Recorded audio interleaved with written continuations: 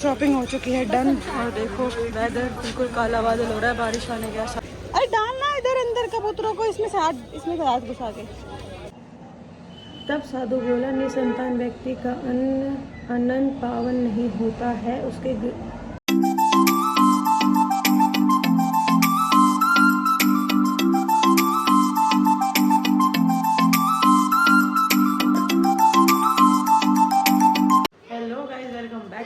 Blog. कैसे आप सब? आई होप आप सब अच्छे होंगे। तो आज के ब्लॉग में आपका स्वागत करते हैं। और आज है पूर्णिमा, तो मेरा है आज पूर्णिमा का फास्ट। और मैं नहा धो के पूजा करके जस्ट अभी आई हूँ। बस अभी थोड़े से भजन चलाऊँगी टीवी में एंड देन करूँगी अपना काम किचन का। और बच्चे हमारे आज देख लो टाइम हो रहा है 10 बजने को जा रहे हैं। और बच्चे हमारे आज सो के उठे हैं क्योंकि सैटरडे संडे का पूरा फ़ायदा उठा रहे हैं। एक माशे जो तो नहाने गया है, अब जा फिर कर ले। मेरे को क्या बताने आया है? कुछ नहीं है, मक्खी जा, इसको मक्खी से डर लग रहा है, बताओ ऐसे को। और आज हल्का सा सर में दर्द है, पता नहीं किस वजह से, शायद खाली पेट हो सुबह से इसलिए, या आई डोंट नो, बट हल्का सा सर में दर्द है। तो बाकी चलो कोई बात नहीं, करते हैं इस ब्लॉग को कंटिन्यू और मिलते हैं आपसे अभी थोड़ी देर बाद। तब तक मैं चाय बना के पहले चाय पी लेती हूँ, उसके बाद मिलती हूँ। और आदि अब जा रहे हैं चांदनी चौक, मोहित हमें छोड़ने जाएंगे, मम्मी मिलेगी हमें मेट्रो स्टेशन। बस हम जा रहे हैं करवा चौथ की शॉपिंग करने। तो ये देखो, चलो दिखाएंगे आज आपको कि हम क्या क्या शॉपिंग करेंगे। मैं और आदि पहुंच गए हैं मेट्रो स्टेशन। और ये देखो आदि को, मेरे से ज़्यादा तो आदि एक्साइटेड हो रहा है आदि? मैं इतनी एक्साइटेड नहीं हो रही शॉपिंग पे जाने के लिए, जबकि शॉपिंग होनी है हमारी, और आदि एक्साइटेड ज़्यादा हो रहा है। तो चलते हैं फटाफट से, मम्मी से मिलते हैं और फिर देन चलते हैं चांदनी चौक। फटाफट के मस्त मजा करेंगे आपको।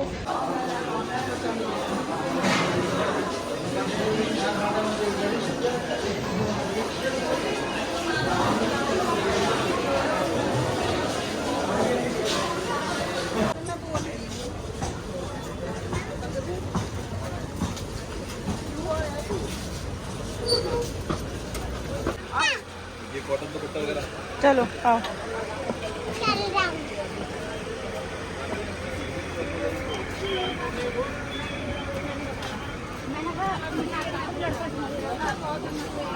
शॉपिंग हो चुकी है डन। और देखो वेदर बिल्कुल काला बादल हो रहा है, बारिश आने के आसार है। अभी तक तो बहुत तेज धूप थी। चलो अरे डालना इधर अंदर कबूतरों को, इसमें से हाथ घुसा के। हाँ डाल, दिखा, रुक जा, ऐसे डालते हैं।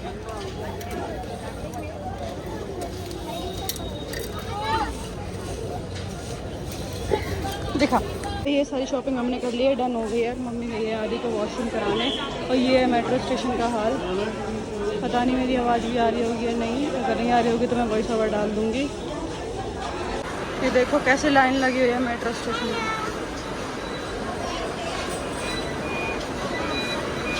फाइनली प्लेटफॉर्म की तरफ जा रहे हैं और बहुत थक चुके हैं। आदि पागल है क्या? मोमोज तेरी जीप चट्टे ही ले रहा है।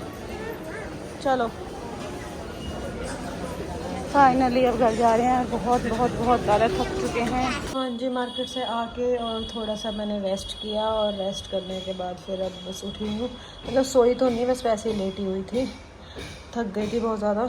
और बस अब बज गए हैं 5:15 हो गए हैं। बच्चे गए हैं, गुड्डू छोड़ने गए हैं उनको ट्यूशन, तो बच्चे गए हैं ट्यूशन। अब मैं करूँगी शाम के खाने की और अपनी पूजा की तैयारी, क्योंकि मुझे कथा वगैरह पढ़नी है। आज मेरा पूर्णिमा का फास्ट है, तो थकी हुई हूँ थोड़ा सा, बहुत ज़्यादा थक गया। थोड़ी सी नहीं, बहुत ज़्यादा थक गई, क्योंकि एक तो फास्ट था ना, और फिर मार्केट में तो आदमी थक ही जाता है। तो चलो जी, कर लेते हैं फटाफट अपना काम। और आवाज़ आ रही होगी खट खट की, ये हमारी नीचे ये किचन का पाइप खराब हो गया था, तो ये इसको ठीक कर रहे हैं। मतलब पूरा किचन का पानी नीचे जा रहा था, तो वो ठीक हो रहा है। उसकी आवाज़ आ रही है। बाकी चलो कर लेती हूँ। और आज बनाऊँगी खीर पूरी सब्जी, क्योंकि पूर्णमासी का जो फास्ट होता है पूर्णमासी वाले दिन खीर ज़रूर बनती है। तो खीर पूरी सब्जी बनाऊँगी, तो उसकी तैयारी कर लेती हूँ, जल्दी जल्दी बना लेती हूँ लेट ना करते हुए। एंड देन फिर मैं आपसे मिलती हूँ थोड़ी देर में। तो हाँ जी, सारा काम वाम करके खाना वाना बना के और आ गई हूँ मंदिर वाले कमरे में। मंदिर के सामने बैठी हूँ भगवान जी के सामने, और यहाँ भगवान जी को स्थापित कर दिया है। और यहाँ देखो ये सारा व्रत वगैरह का सामान सारा ले आई हूँ, जो जो चढ़ाना वढ़ाना है। और बस अब करूँगी पूजा फटाफट से, और पूजा करने के बाद फिर कथा पढ़ूँगी। कथा पढ़ने के बाद फिर बच्चों का खाना बनाऊँगी। बच्चों का खाना तो खैर हो चुका है, कंप्लीट बना चुकी हूँ, सिर्फ पूरी सेकनी है, तो पूरी बना दूँगी जैसे जैसे खाएँगे। एंड देन उसके बाद आपसे मिलती हूँ। पहले कथा पढ़ लूँ, क्योंकि बहुत ज़्यादा थकी हुई हूँ, आज बहुत टायर्ड फील कर रही हूँ। तो चलो जी फटाफट अपनी कथा पढ़ लेते हैं, और फिर आपसे। तब साधु बोला, निसंतान व्यक्ति का अन्न पावन नहीं होता है, उसके ग्रहण करने से पातक लगता है। इस कारण मैं तुम्हारे घर से भिक्षा नहीं लेता हूँ। साधु के ऐसे वचन सुनकर धनेश्वर की आंखों में आंसू बहने लगे, और वह रोता हुआ साधु के चरणों में लेट गया और बोला, हे महाराज, आप सर्वज्ञ हैं, तीनों काल भूत भविष्य वर्तमान के ज्ञाता है। आप मुझे कोई ऐसा सुगम उपाय बताने की कृपा कीजिए, जिसके द्वारा मेरा भाग्योदय हो और मैं इस दुख से छुटकारा पा जाऊं, अर्थात मुझे भी पुत्र लाभ होवे। धनेश्वर के ऐसे आर्त वचन सुनकर थोड़ी देर विचार मगन रहने के बाद योगी बोला, हे ब्राह्मण, तुम महामाया चंडी देवी की उपासना करो, उनकी परम कृपा से तुमको अवश्य ही पुत्र लाभ होगा। योगी का ऐसा संदेश पाकर धनेश्वर ने अपने घर आकर सारा हाल अपनी पत्नी को सुनाया, और उससे परामर्श कर स्वयं घर त्याग कर तपस्या के लिए वन में चला गया, और निराहार रहते हुए श्रद्धा पूर्वक चंडी की उपासना करने लगा। इस प्रकार निराहार तपस्या करते हुए जब 20 दिन व्यतीत हो गए, तब 21वें दिन रात्रि के समय स्वप्न में चंडी देवी उसे दर्शन देकर बोली, धनेश्वर, तेरे एक पुत्र होगा, परंतु वह 16वें साल में काल कलवित होगा। तब धनेश्वर हाथ जोड़कर बोला, हे जगत जननी, आप मुझे कोई ऐसा उपाय बताने की कृपा कीजिए, जिससे वह पूर्णायु प्राप्त कर सके, असमय में मृत्यु को न प्राप्त हो। तब चंडी देवी बोली, तुम दोनों पति पत्नी यदि 32 पूर्णमासी का व्रत श्रद्धा सहित करो, तो तुम्हारा पुत्र चिरायु हो सकता है। तब धनेश्वर बोला, हे माता, इसकी विधि क्या है? तब देवी बोली, संपूर्ण दिवस निराहार रहने के बाद संध्या को एक आटे का दीपक बनाकर स्वच्छ रुई की बत्ती को घृत के संयोग से प्रज्वलित करें। विधि पूर्वक शिवा सहित शिव का पूजन करें। इस प्रकार पूर्णमासी का व्रत करने से पुत्र चिरायु हो जाएगा।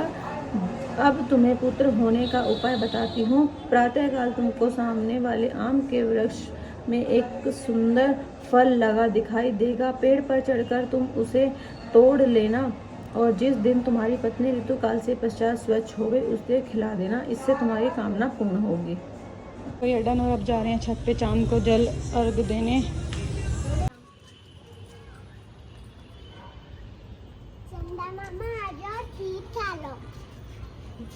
वो हमारे जाने के बाद खाएंगे ना। हाँ तो यहाँ पे रख दिए हमने खीर, और अर्घ भी दे दिया है। चलो बलून दे दादा, बलून चल, तो पागल है। बलून वैसे भी फटा पड़ा है। तो हाँ जी, खाना वाना खा के हम चले गए थे घर पे, और घर से आए फिर काफ़ी देर में टाइम लग गया, थोड़ा सा लेट आए। और बस फिर आके बच्चों को दूध वगैरह दिया, बच्चे सो गए हैं, इधर सो रहे हैं, मम्मी उधर सो रही है, और बस मैं भी सोऊंगी आज, क्योंकि आज बहुत थकान भरा दिन था। आज बहुत थक चुकी हूँ सुबह से, इधर उधर भाग दौड़, फिर आके भी थोड़ा सा रेस्ट किया था, एंड फिर मैं घर का काम करने लग गई थी। तो इस वजह से थोड़ा सा आज बहुत हेक्टिक डे था, और आज थक भी चुकी हूँ। तो चलो इस ब्लॉग को करते हैं पे एंड, मिलते हैं आपसे अगले ब्लॉग में। तब तक के लिए tata bye bye, good night.